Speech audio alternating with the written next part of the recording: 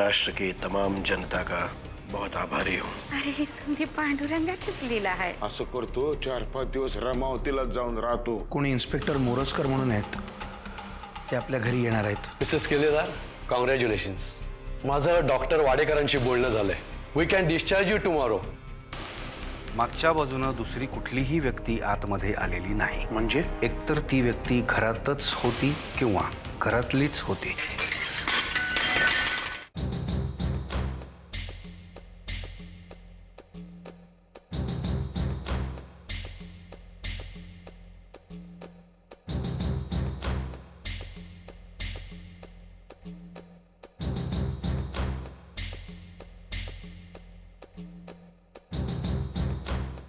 नमस्कार, मी CID inspector Shankar Morajkar. आपण? ही परशुरामची बायको सुमित्रा. सुमित्राबाई, मी तुमच्याशी थोडं बोलू शकतो?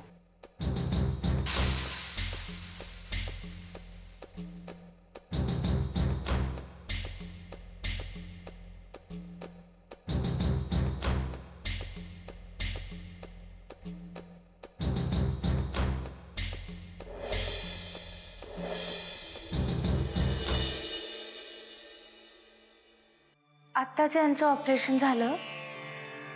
डॉक्टर त्यांना लागलेली गोळी काढण्यामध्ये यशस्वी झाले, पण ते कोमात गेले. यांच्या सगळ्या कार्यकर्त्यांना विनंती करते की कुठेही दंगे करू नका. देव आपली परीक्षा पाहतोय.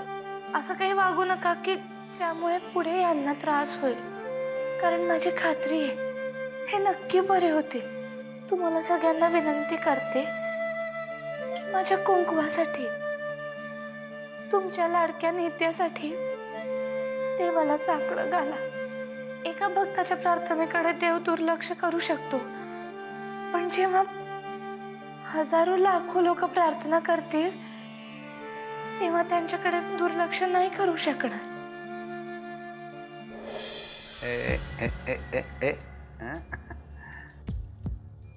खूपच गोड मुलगी आहे हो तुमची. म्हणजे तशी सगळी मुलं गोडच असतात, पण तुमची मुलगी विशेष.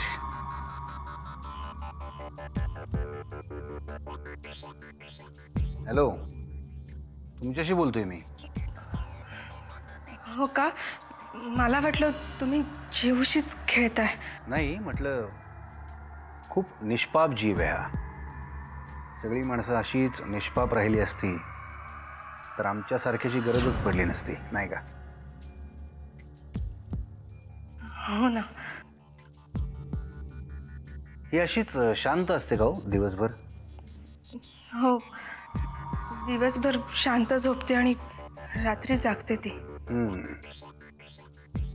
म्हणजे त्या रात्री तुम्ही जाग्याच असणार? कुठल्या रात्री? त्या रात्री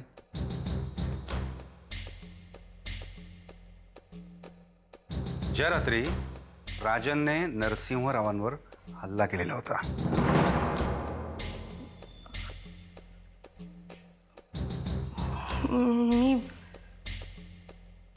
मी झोपले होते. मला काहीच आठवत नाहीये. सुमित्राबाई, तुम्हाला काही आठवत नाहीये की तुम्हाला काही आठवायचंच नाहीये? नाही, म्हणजे मी तेव्हा जागीच होते. म्हणजे मला नुकताच डोळा लागला होता तेव्हा, आणि गोळीच्या आवाजानेच मला जाग आली. जीव पण खूप रडायला लागली. मी बाहेर गेले, पण मी खरं सांगते, मला काहीच माहित नाही. मी कुणालाही पाहिलेलं नाही तिथे. सुमित्राबाई, मी तुम्हाला असं विचारलेलंच नाहीये की तुम्ही कोणाला पाहिलं किंवा नाही. एनिवे, तुम्हाला काही माहीतच नाहीये तर मग उगाचच तुम्हाला विचारण्यात काही अर्थ नाहीये. जाऊ दे. पण चुकून जर तुम्हाला काही आठवलं तर नक्की मला एकदा फोन करा. येतो मी.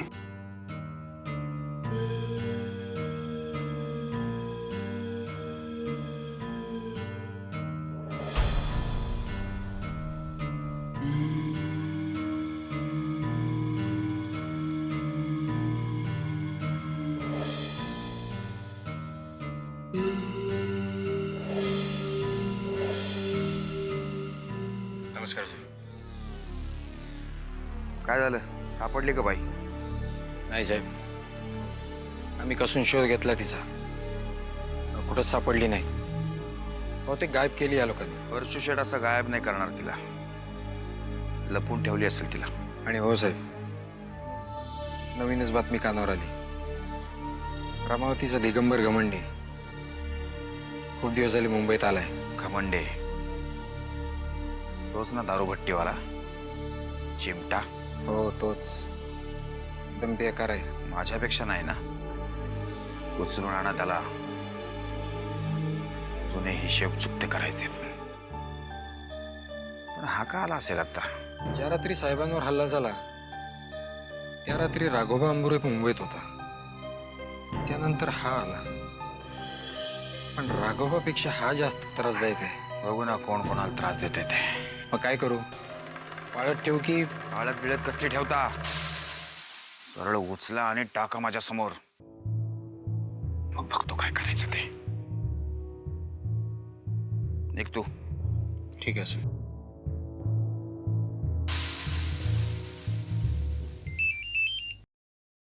नमस्कार परशू शेठ. यायला दिग्या, अफजल खानासारखी शपथ घेऊन गेला तो गायबच झाला की रे. हा, पण ती शपथ ज्याच्यासाठी घेतली होती ते काम पूर्ण केलंय आपण. म्हणजे काय?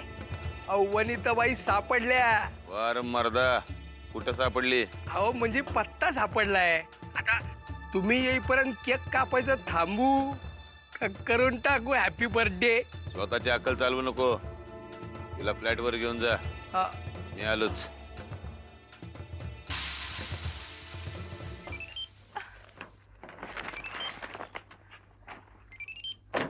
हा, झाली झाली सगळी खरेदी झाली. हे काय गाडीत बसून आता घरी चाल निघाले. तुम्ही काळजी करू नका. तुला काय वाटलं? मला तुझी काळजी वाटते म्हणून केलाय मी फोन. अगं वेडे, मला माझीच काळजी वाटायला लागली आहे. किती होती आली नाहीस तर माझं काय होईल म्हणून केलाय फोन. अहो असं काय बोलताय? काय कोणी नाहीये ना आजूबाजूला? वाकमीस काका तर नाहीयेत ना? तुला काय वाटलं? तुझ्याशी बोलण्यासाठी सुद्धा वाकणीस मला मुद्दे काढून देतात की काय? काय माहिती, देत पण असतील. बरं चल सांग मला, कधी येतेस? खूप आठवण येते मला तुझी. हो, असं काय करतात? थोड्या वेळापूर्वी तर होते ना तिकडे. थोडा वेळ? तू इथून गेल्या गेल्या 15व्या सेकंदालाच मला तुझी आठवण यायला लागली होती. पटकन सांग बघूया आता कुठे आहेस तू? अहो सांगितलं ना, खरेदी करायला आले. काय काय खरेदी केलंस? गण्यासाठी कंपास पेटी घेतलीये, भूगोलाचं पुस्तक घेतलंय आणि 2 डझन खोडरबर. त्याचं लिहिणं कमी आणि खोडणं जास्त असतं. आणि काय घेतलंस? घेतलं ना, म्हणजे चिवसाठी खेळणी घेतली आहेत भरपूर. चालेल ना? म्हणजे तुम्ही चिडणार नाहीत ना? का नाही चालणार? नाही, मला वाटलं एवढे पैसे खर्च केले ना तर चिडाल. अगं, पैसे खर्च करण्यासाठीच कमवायचे असतात ना. बरं, आता शांतपणे घरी जा आणि घरी पोचलीस की मला फोन कर. बर, करते. ठेव? ठेव. पहिल्यांदा तुम्ही ठेवा. हा? काही नाही, ठेवते.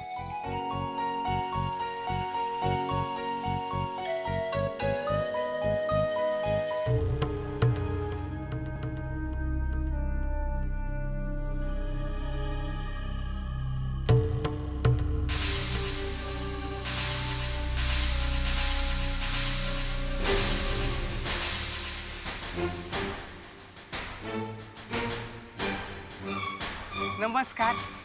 आम्ही आलो तुमच्या गावा, आमचा राम राम घ्यावा. कोण तुम्ही? नाही, बरोबर आहे तुमचं. म्हणजे तुम्ही मला लय वेळा गावात बघितलंय, पण आमचा चेहरा लक्षात ठेवण्यासारखा नाही ना. हा, तर म्या दिगंबर घमंडे म्हणजे पूर्वी मी राघोबा शेठ आहेत ना त्यांच्याकडे राईट हँड म्हणून काम करायचो आणि आता परशू शेठकडे त्यांचा राईट हँड म्हणून काम करतो. हे बघा साहेब, मला आता खूप साधं आयुष्य जगायचंय. खूप साधी स्वप्न आहेत हो माझी. मला माहिती आहे थोड्याशा मोहामुळे माझ्या हातून वाईट गोष्टी घडल्यात, पण आता नको. देवा शपथ, मी कोणाला काहीही सांगणार नाही. तुमच्या साहेबांशी माझा आता काही संबंध नाहीये. नाही मला बी तेच म्हणायचं ना, तुम्ही त्यांच्याशी संबंध ठेवूच नका, त्यांच्याशी संबंध तोडा आणि माझ्याशी जोडा. हे म्हणजे काय आहे ना, मला बी आता सगळं पूर्वीचं इसरून शांतपणे आयुष्य जगायचंय. हे बघा साहेब, मी काय नाही, तुम्ही काय म्हणताय ते कळते मला. तुम्ही पैशा पाण्याचं बोलताय ना, नाही काय काळजी करू नका. तुम्ही आणि मी मिळून परशू शेठला ब्लॅकमेल करूया. असे चोराच्या घरात चोरी केली का काय पाप होतोय? हा, हे बघा, मी तुमच्या पाया पडते. पाय तोडला हे म्हणजे तुम्ही माझ्या पाया पडल्या तर मी स्वतः माझे पाय तोडेल. मी हात जोडते, मला सोडून द्या. मला हे असलं काही करायचं नाही आता. काय बाई, मी तुम्हाला 2 in 1 जागायची ऑफर देतोय आणि तुम्ही फक्त 1 and only असं जागायचं म्हणताय. नाही आता तुम्हाला असं वाटत असेल की मी एवढं फाईन इंग्लिश कसं काय बोलतो. तुमच्यामुळं मी यायचो ना शाळेत, चोरून तुम्हाला खिडकीतनं बघायचो. बघता बघता शिकलो, तेव्हा आता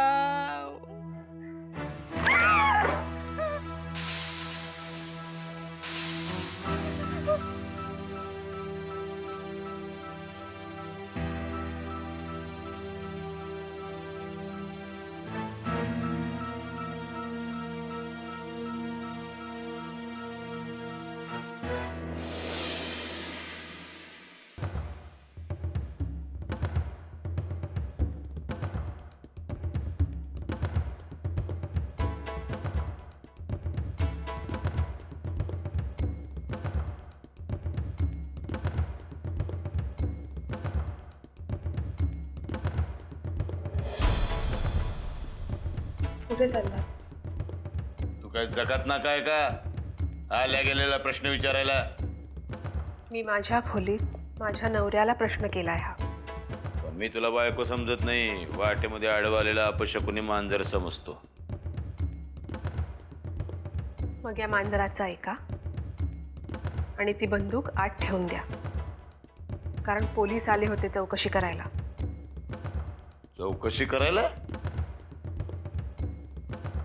त्यांना असा संशय आहे की दादांवर गोळ्या झाडणारा दुसरा माणूस हा घरातलाच होता.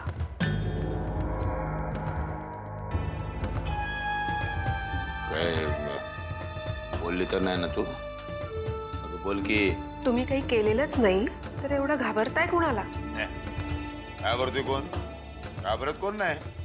आपल्या आस्थेने चौकशी करतोय. म्हणलं पोलीस काय म्हणाले, काय म्हणाले, काय म्हणाले? प्रत्येकाशी जाऊन बोलतायत ते.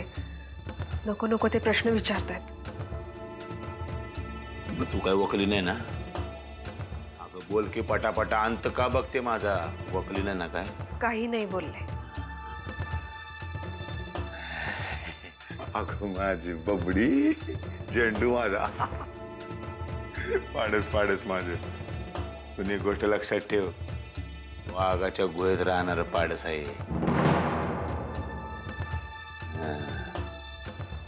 वाघाला पाडसाचा कंटाळा आला, मटकवून खाऊन टाकणार त्याला. आधी स्वतःचा विचार करा. तू तुझ्या पोरीचा विचार कर आधी. तिच्यासाठी तरी गपरा. उद्या मी असा फासावर लटकलो तर चालेल काय तुला?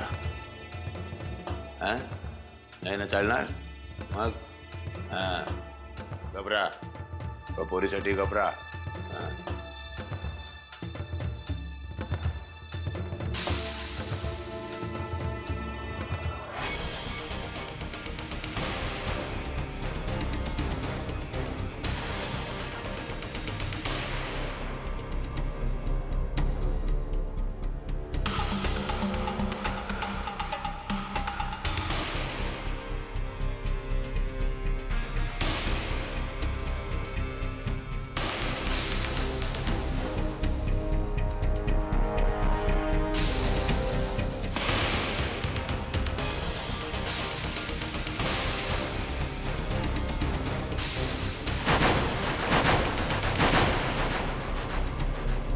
दिग्या, अरे पळून पळून पळणार किती, तेव्हा झेपायला तर पाहिजे. ए यार आला.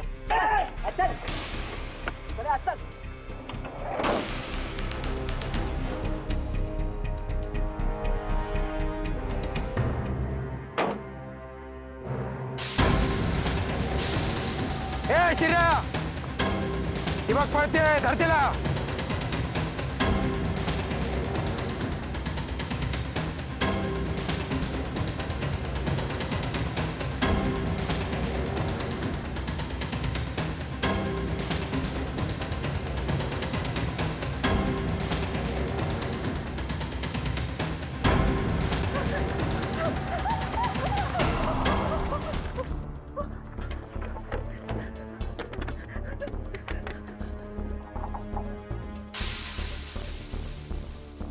बाई, जानकी, जानकी, देवासारखी भेटलीच बघ.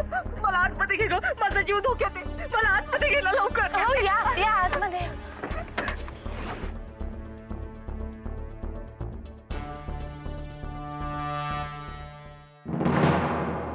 अरे काय भानगड आहे वामन, तो पोलीसवाला असं का बोलून गेला?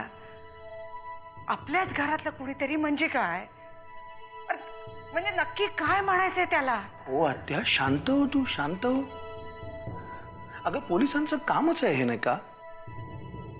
स्वतःला हवी ती माहिती मिळवण्यासाठी हे पोलीसवाले कोणावरही कसलाही संशय घेतात. अरे अरे पण त्यांचा संशय खरा आहे बाबा.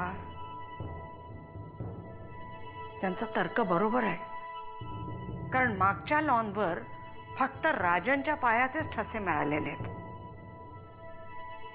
मग हा दुसरा माणूस कोण आणि तो आला कुठून? म्हणजे तो आपल्या घरातच असणार ना? असं काही नाहीये, आपल्या गच्चीतून आला असेल. आत्या तुलाही माहिती आहे, शेजारच्या बंगल्यातल्या गच्चीतून आपल्या बंगल्याच्या गच्चीत येणं तसं फारसं अवघड नाहीये. झाडावरून कोणीही येऊ शकतं. अरे मग गच्चीला एवढं मोठं दार कशासाठी केलंय? आहे ना, आहे. पण तूच म्हणालीस ना त्या रात्री दादा गच्चीवरच होता, येताना कदाचित राहिलं असेल उघडं. तसंच असू दे रे बाबा. आत्या तसंच असणार आहे. नाही तर मला सांग, हे असलं काहीतरी आपल्या घरातलं कोणी का करेल? तुला असं वाटणारच रे, कारण तुझ्या ना मनात पापच नाही रे बाळा. पण इतरांचं काय? बाकीचे म्हणजे कोण ग? परशूच ना? मला नाही वाटत.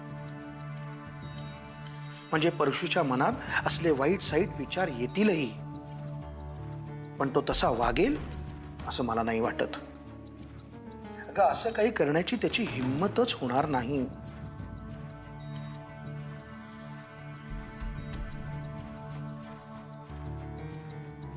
तू काही म्हण, पण माझ्या मनात असेच वाईट साईट विचार येत राहणार.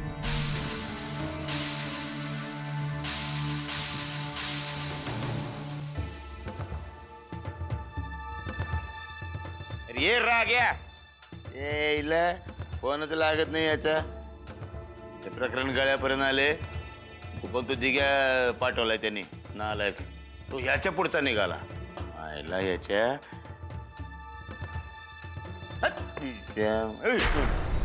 काय झालं? तू काय मला घाबरवायचं कॉन्ट्रॅक्ट येतं काय ग? माग माग माग माग फिरत असते. तेवढ्या जीवाच्या आकांताने कुणाला फोन लावताय तुम्ही? माझ्या बापाला फोन लावतोय. त्याला विचारायचंय, माईला मजा मारून वर गेला, इथं पाठीमाग खिल्लारी बैल जोडी ठेवून गेलाय वामनारी नरसिंहाची. त्याचा जाब विचारायचे त्याला. तुझं काय ऑब्जेक्शन आहे काय? माझं काय ऑब्जेक्शन असणार आहे? फक्त ही वेळ स्वतःच्या मुलीवर येऊ देऊ नका म्हणजे झालं. त्या पोरीला मी माझी पोरगी मानतच नाही. पण मी तुम्हाला तिचा बाप केव्हाच मानलाय, त्यामुळे तुम्ही निश्चिंत राहा. एक गोष्ट लक्षात ठेव, मेलेलं कोंबडं आगीला घाबरत नाही. काय करायचे ते कर. तुम्ही का स्वतःवरच राग काढताय? अगं तुझ्यावर आणि पोरीवर राग काढण्यापेक्षा हे बरं की नाही स्वतःवर काढलेला. तुम्ही मला जेवढं घाबरवायचं होतं ना, तेवढं घाबरवून झालंय आता. त्यामुळे खरंच आता तुम्ही तुमचा विचार करा. तू काय जानकी सारखं बोलायला लागली काय? तिच्याकडे काय शिकवणीला जाते वाटतं. तुम्हाला कसं कळणार शिक्षणाचं महत्व?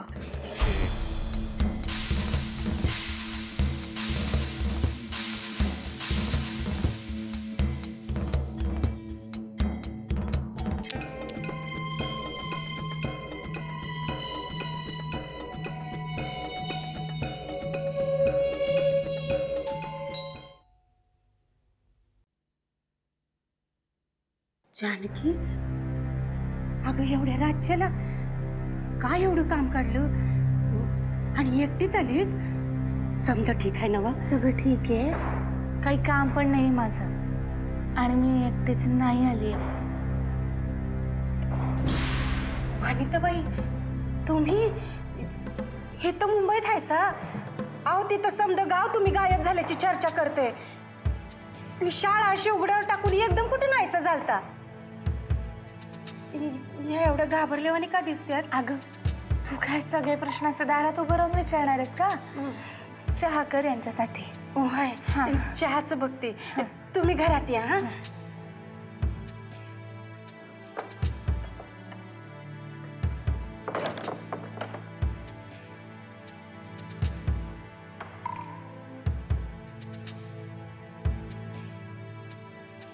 घाबरू नका,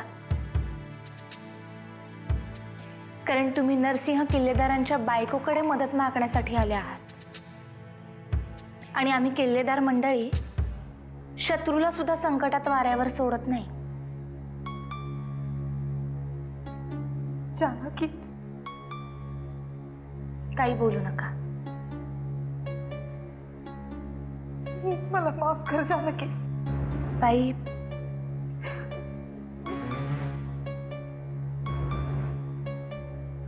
घाबरू नका, आत चला.